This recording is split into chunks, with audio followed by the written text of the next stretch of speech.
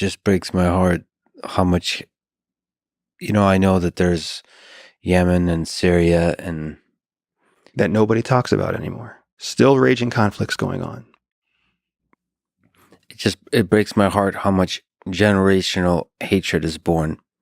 I happen to be from, my family is from Ukraine and from Russia. And so for me, just personally, it's a part of the world I care about in terms of its history. Because I speak the language, I can appreciate the beauty of the literature, the music, the art, the cultural history of the 20th century, through all the dark times, through all the hell of the dark sides of authoritarian regimes, the destruction of war. There's still just a beauty that I'm able to appreciate that I can't appreciate about China, Brazil, other countries because I don't speak their language. This one I can appreciate. And so in that way, this is personally really painful to me to see so much of that history, the beauty in that history, suffocated by the hatred that is born through this kind of geopolitical game, fought mostly by the politicians, the leaders. People are beautiful, and that's what you're talking about. People are beautiful creatures. Culture and art and science, like these are beautiful, beautiful things that come about because of human beings. And the thing that gives me hope is that no matter what conflict the world has seen, and we've seen some devastating, horrible crimes against humanity already. We saw nuclear bombs go off in Japan. We saw genocide happen in Rwanda. We've seen horrible things happen. But people persevere. Language, culture, arts, science, they all persevere. They all shine through. Some of the most, people don't even realize how gorgeous the architecture and the culture is inside Iran. People have no idea. Chinese people in the rural parts of China are some of the kindest, most amazing people you'll ever meet. And Korean art and Korean dance, Korean drumming, I know nobody has ever even heard of Korean drumming. Korean drumming is this magical, beautiful thing. And the North, in North Korea, does it better than anybody in the world. Taekwondo in North Korea is just exceptional to watch. In North Korea.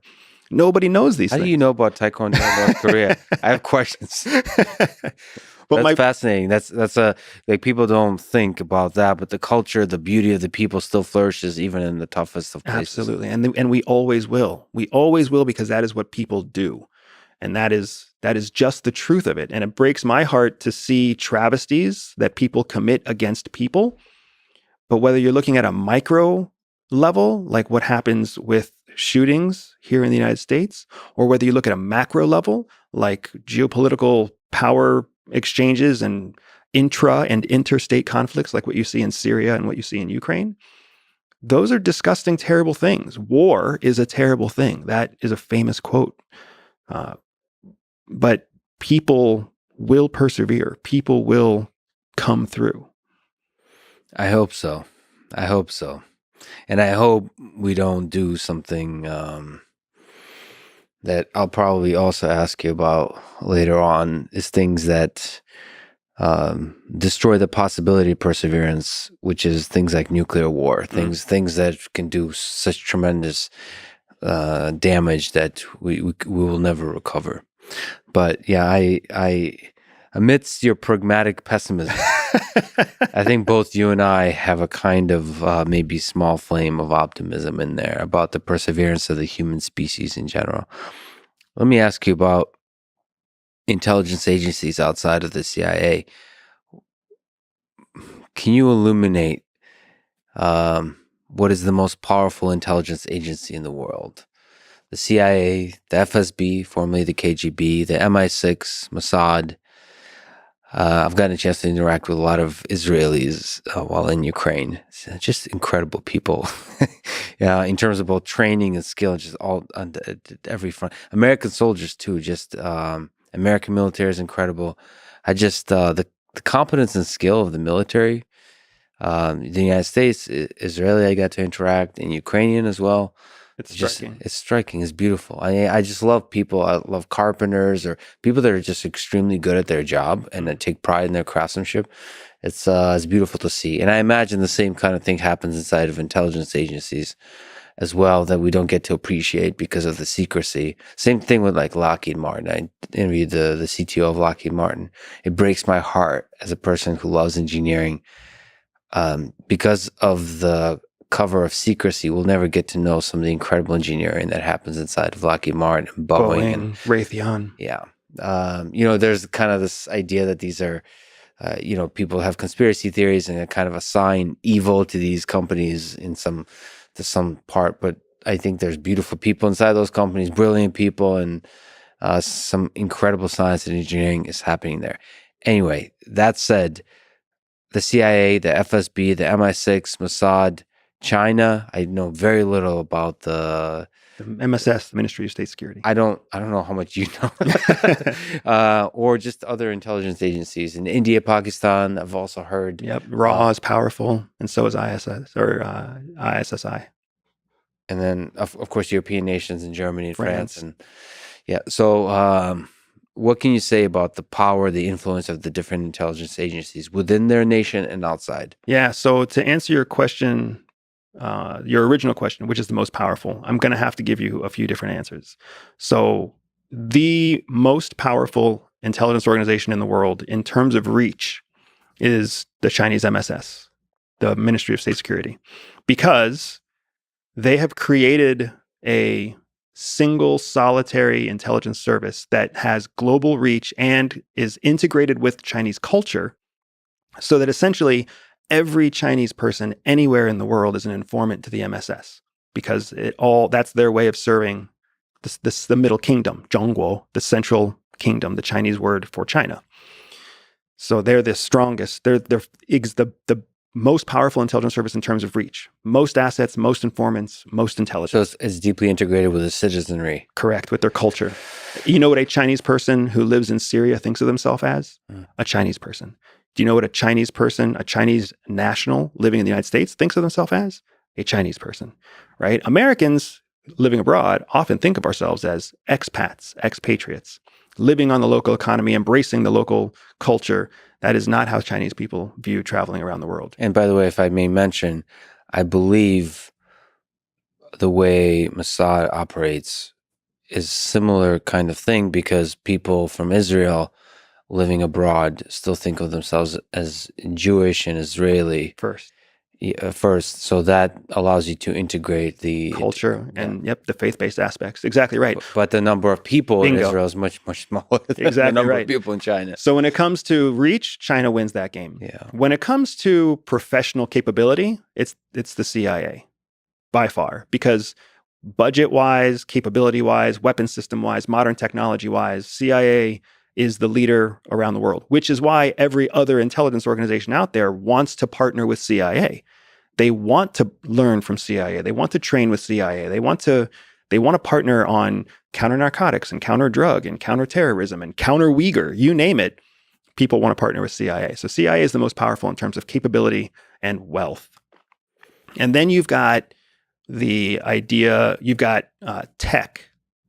So tech alone, meaning corporate espionage, economic espionage, nothing beats DGSE in France. They're the top. They've got a massive budget that almost goes exclusively to stealing foreign secrets.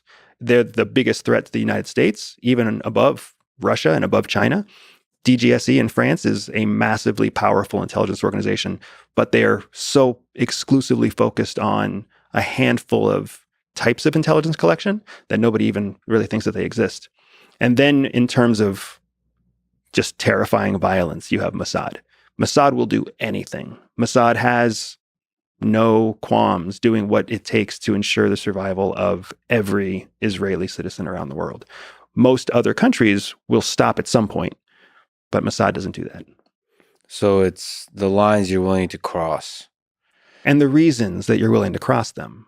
There's the CIA will let an American stay in jail in Russia unlawfully and seek a diplomatic solution. I mean, the United States has let people. There are two gentlemen from the 1950s who were imprisoned in China for 20 years, waiting for diplomatic solutions to their release. So we do not kill to save a citizen, but Mossad will. And then they'll not just kill, they'll like do large scale infiltration. They do amazing things. There is no, they spare no expense because it's a demonstration to their own people. Again, going back to the whole idea of influence. Every intelligence operation that sees the light of day has two purposes.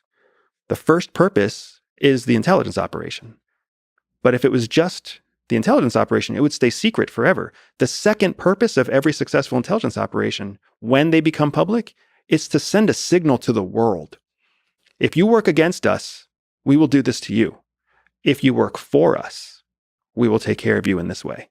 It's a massive information campaign. Do you think in that way CIA is not doing a good job?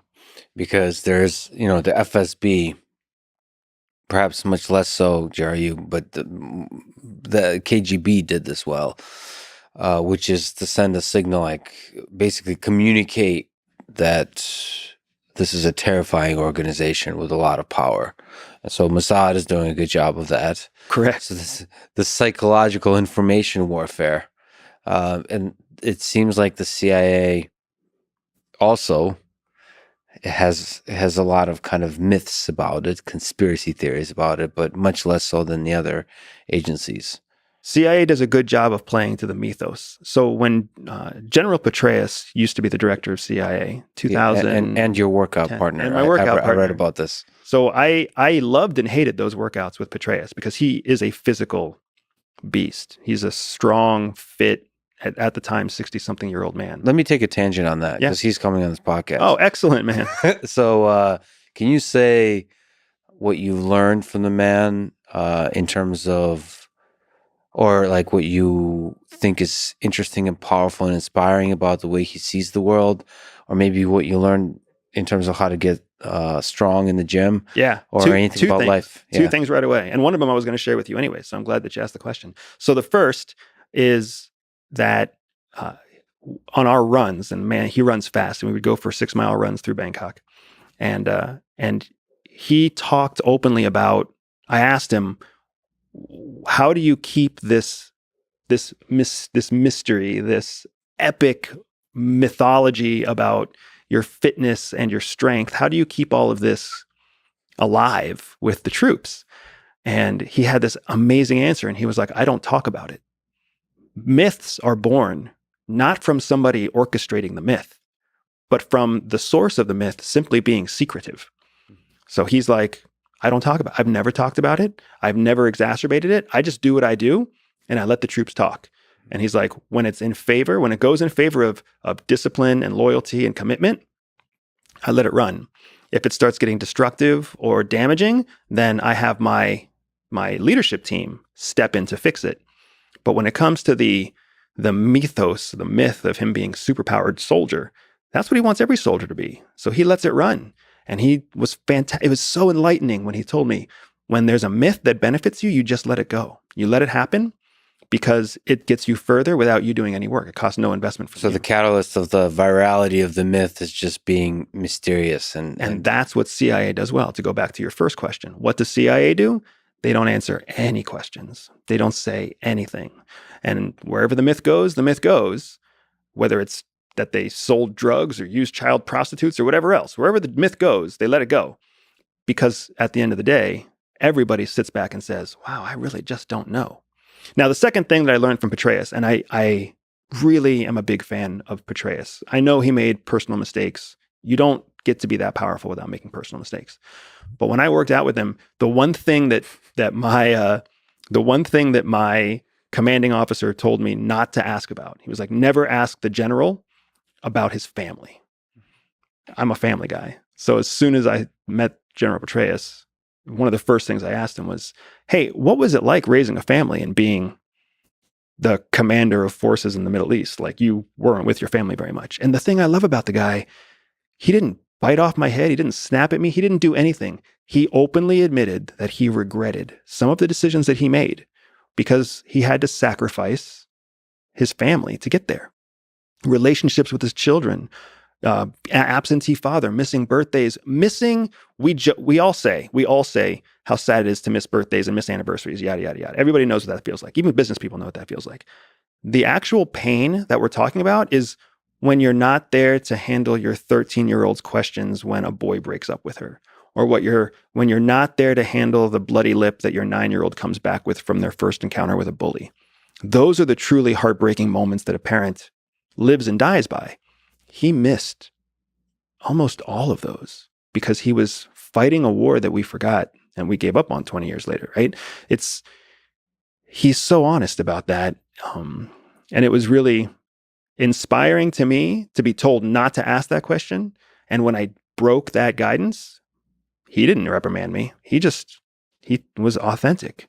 And it was absolutely one of the big decisions that helped me leave CIA on my own in 2014. And he was honest on the sacrifice you make. The same man who just taught me a lesson about letting a myth live, that same guy was willing to be so authentic about this personal mistake. I like complicated people like that. So what do you make of that calculation of family versus job?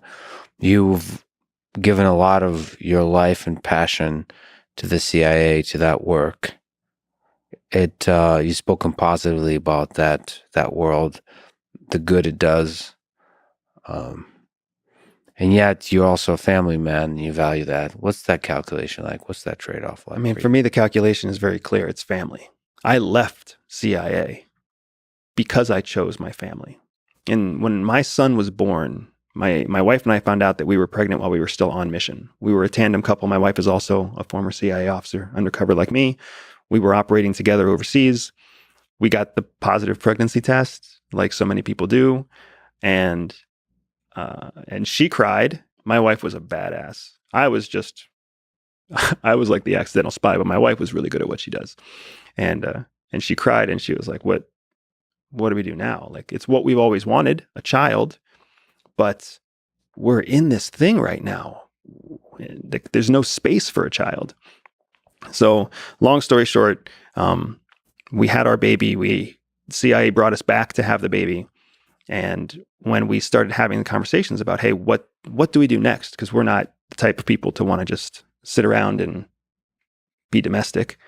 What do we do next? But keep in mind, we have a child now. So here's some of our suggestions. We could do this and we can do that. Let us get our child to a place where we can put him into an international school, or we can get him into some sort of program where we can both operate together again during the day.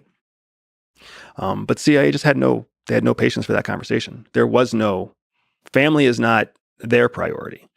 So the fact that we were a tandem couple, 2 officers, 2 operators trying to have a baby was irrelevant to them. So when they didn't play with us, when they did nothing to help us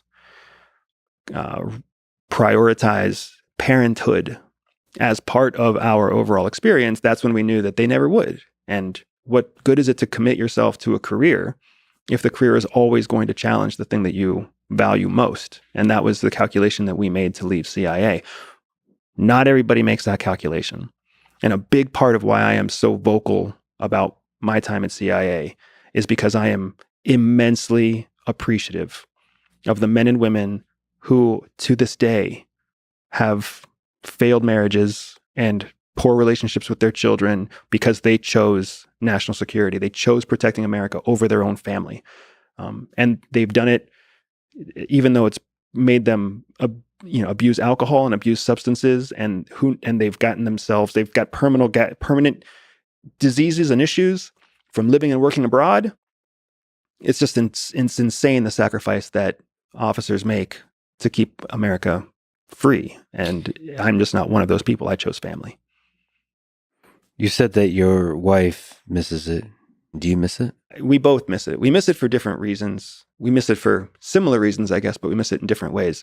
The people at CIA are just amazing. They're people they're everyday people, like the guy and the gal next door, but so smart and so dedicated and so courageous about what they do and how they do it. I mean, the sacrifices they make are massive. more massive than the sacrifices I made. So I was always inspired and impressed by the people around me. So both my wife and I absolutely miss the people. My wife misses the work because you know everything. When you're inside, it's all, I mean, we had top secret, we had TS SCI clearances at the time. I had a Cat 6, Cat 12, which makes me nuclear cleared. My wife had other privy clearances that allowed her to look into, areas that were specialized. But there wasn't a headline that went out that we couldn't fact check with a click of a few buttons. Yeah. And she misses that because she loved that kind of And now knowledge. you're just one of us living in the cloud of mystery, not Exactly. really knowing anything about what's going on. Exactly. But for me, I've always been the person that likes operating. And you know what you still get to do when you leave CIA? You still get to operate. Operating is just working with people. It's understanding how people think, predicting their actions, driving their direction of their thoughts, persuading them, winning negotiations. You still get to do that. You do that every day. And you can apply that in all kinds of domains. Well, let me ask you on that. You were a covert CIA intelligence officer for several years. Maybe can you tell me the story of how it all began? Were you recruited? And what did the job entail to the degree you can speak about it? Feel free to direct me if I'm getting too boring or if every aspect of this is super exciting. So I was leaving the United States Air Force in 2007. I was a lieutenant getting ready to pin on captain. My 5 years was up. And I was a very bad fit for the U.S. Air Force. I was an Air Force Academy graduate, not by choice, but by lack of opportunity, lack of options otherwise. So I forced myself through the academy, barely graduated with a 2.4 GPA, and then went on. The Air Force taught me how to fly, and then the Air Force taught me about nuclear weapons, and I ended up as a nuclear missile commander in Montana. And I chose to leave the Air Force because I didn't like shaving my face. I didn't like having short hair, and I most definitely didn't like shining my shoes. And I did not want to be one of the people in charge of nuclear weapons. So when I found myself as a person in charge of 200 nuclear weapons, I knew that I was going down the wrong road. I have questions about this. And more importantly, I have questions about your hair. So you had short hair at the time? Yeah, you have to. Military regulations, you can't have hair longer than 1 inch. Okay. And this, the beautiful hair you have now, that came to be in the CIA or after? So I discovered I had messy hair in CIA because I used to go Muj. We called it Muj. I used to go Mujahideen style, big burly beard and crazy wacky hair. Yeah. Because an ambiguously brown guy with a big beard and long hair can go anywhere in the world without anyone even noticing him. They either think that he's a janitor or they think that he's like some forgotten part of history, but nobody ever thinks that that guy is a spy. So it was for me, it was one of my favorite disguises. It's what's known as a level 2 disguise. One of my favorite disguises to don was just dilapidated brown guy. Can you actually, we'll just take a million tangents. What's a level 2 disguise? What are the different levels of disguise? What are the disguises? Yeah, there's 3 levels of disguise by and large. Level 1 is what we also call light disguise. So that's essentially you put on sunglasses and a ball cap and that's a disguise. You look different than you normally look. Mm-hmm. So it's just different enough that someone who's never seen you before, someone who literally has to see you just from a picture on the internet, they may not recognize you. That's why you see celebrities walk around with ball caps and oversized jackets and baseball hats, because they just need to not look like they look in the tabloid or not look like they look in TV. That's level 1. Mm-hmm. Let me jump from level 1 to level 3. Level 3 is all of your prosthetics, all the stuff you see in Mission Impossible, your fake ears, your fake faces, your fat suits, your stilts inside your feet, all that's level 3. Whenever they make any kind of prosthetic disguise, that's a level 3 disguise, because prosthetics are very damning if you are caught with a prosthetic. If you're caught wearing a baseball hat and sunglasses, nobody's going to say you're a spy. But when you're caught with a custom-made, nose prosthetic that changes the way your face looks, or when someone pops out a fake jaw and they see that your top teeth don't look like they did in this prosthetic, then all of a sudden you've got some very difficult questions to ask or to answer. So Level 3 is extremely dangerous. Level 1 is not dangerous. Level 2 is long-term disguise. Level 2 is all the things that you can do to permanently change the way you look for a long period of time, so that whether you're aggressed in the street or whether someone breaks into your hotel room or whatever, it's real. So maybe that's, maybe you get a tattoo. Maybe you cut your hair short. Maybe you grow your hair long. Maybe you go bald. Maybe you start wearing glasses. Well, glasses are technically a prosthetic, but if you have teeth pulled, if you gain 20 pounds, really gain 20 pounds or lose 15 pounds, whatever you might do, all of that's considered level 2. It's designed for a long-term mission so that people believe you are who you say you are in that disguise.